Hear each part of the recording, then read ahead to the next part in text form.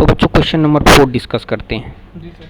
ये क्वेश्चन में पूछा है कि आइसोथर्म क्या होता है। आइसो मीन्स समान और थर्म मीन्स टेम्परेचर। अगर सेम ही टेम्परेचर 15 डिग्री सेल्सियस यहाँ है, 15 डिग्री सेल्सियस यहाँ है, 15 डिग्री सेल्सियस यहाँ है, तो इस सारे को एक तरफ मिलाओ तो आप ये क्या बन जाएगा, आइसोथर्म। मतलब सेम ही टेम्परेचर के ग्राफ को अगर आप तो सारे टेम्परेचर को ग्राफ को अगर आप मिलाओ तो उसे क्या कहते हैं, आइसोथर्म। ये 15 हो गया, ये अब 10 डिग्री सेल्सियस, यहाँ 10 डिग्री सेल्सियस, ये 10 डिग्री सेल्सियस। अभी सबको एक रेखा से मिला दो तो ये क्या हो गया, आइसोथर्म। ऐसे ही आइसोबार, अगर प्रेशर एक ही प्रेशर, सारे प्रेशर एक जगह को मिलाओगे तो ये क्या बन जाएगा, आइसोबार। ओके, ये तो आप जानते होंगे। तो हमसे पूछा है कि जनवरी में जो होता है आइसोथर्मल मैप्स कैसा होता है पृथ्वी का। ओके जी सर। तो ये पूछ रहा है कि the isothermal deviates to the north over the ocean and south over the continent. Okay, तो पहले इस कॉन्सेप्ट को समझते हैं। ये आपके एनसीईआरटी से डायरेक्ट लिया गया। मैं आपको एक पिक्चर दिखाता हूँ। ये दो पिक्चर है, एक ये जनवरी का है और एक ये जुलाई का है। और ये आप देख रहे होंगे थर्मल इक्वेटर। ये किसका है, जनवरी का है। और ये देख रहे होंगे थर्मल इक्वेटर, ये किसका है, फरवरी का, जुलाई का। जुलाई मतलब गर्मी का महीना, जनवरी मतलब ठंडी का महीना। अगर आप कंपेयर करते हो, जैसे बोलते हो कि 1 पॉजिटिव नंबर है, 1 पॉजिटिव है और -1 निगेटिव है, कैसे आप बता पा रहे हो कि ये पॉजिटिव है, ये निगेटिव है, ये राइट गया, ये साउथ गया? किसी को रिफरेंस मानना पड़ता है, जीरो को सर। ओके।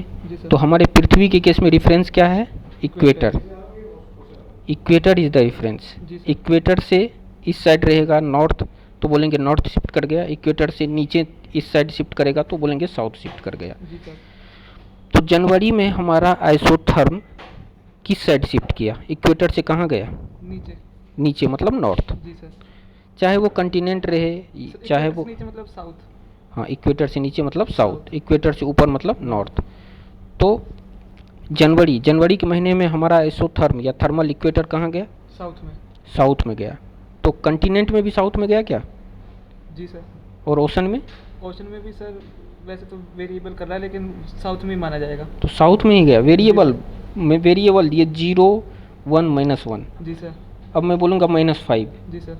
ये भी निगेटिव ही तो है, चाहे वो -1 हो, -5 हो, -10 हो। -10 का मतलब ज़्यादा वो निगेटिव में है। जी सर। तो आप देख पा रहे हो कि ये ओशन में क्या हुआ है, ज़्यादा निगेटिव में गया है। जी सर। आप देख पा रहे हो। जबकि ये कंटिनेंट में क्या है कि थोड़ा ऊपर गया फिर नीचे गया। समझ पा रहे हो? जी सर। और ये आप इसका भी देख सकते हो, जुलाई का। जुलाई में क्या हुआ है, इक्वेटर से नॉर्थ में शिफ्ट हुआ है। जी सर। इवन कंटिनेंट में, ओशन में, बट ओशन में क्या हुआ है कि कम शिफ्ट हुआ है। जी सर। 2023 में जो क्वेश्चन पूछा था सेम इसी कॉन्सेप्ट में पूछा था, और 2024 में जो पूछा है इसी पिक्चर से क्वेश्चन पूछा है। यूपीएससी की यही खूबसूरती है। फिर भी लगभग 90% में गारंटी दे के कहता हूँ कि मैं इंस्टीट्यूट के ऑप्शन जो ये बनाते हैं question paper answer, so called answer, बड़े बड़े ज्योग्राफी के टीचर, उन्होंने गलती बताया है। और अगर यूपीएससी के क्वेश्चन आते हैं तो इन्हीं सारे इंस्टीट्यूट का क्या होता है, किसी का 10 गलती, किसी का 15 गलती। तो ऐसे फर्जी इंस्टीट्यूट से आप बचिए। तो आप समझ गए कि इसका आंसर यूपीएससी के आंसर की में, हालांकि मैं भी गलत हो सकता हूं, बट 90% में बता रहा हूं कि ये तो गलत होगा ही होगा। ओके जी सर।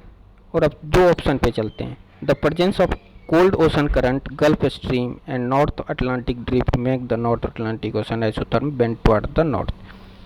तो आप इस क्वेश्चन को थोड़ा सा अगर जानते होगे कि गल्फ स्ट्रीम कैसा स्ट्रीम है, हॉट ओशन करंट है, तो इसको आप तो ऐसे भी इसको गलत कर सकते हो। तो इसका परफेक्ट आंसर क्या होगा, डी।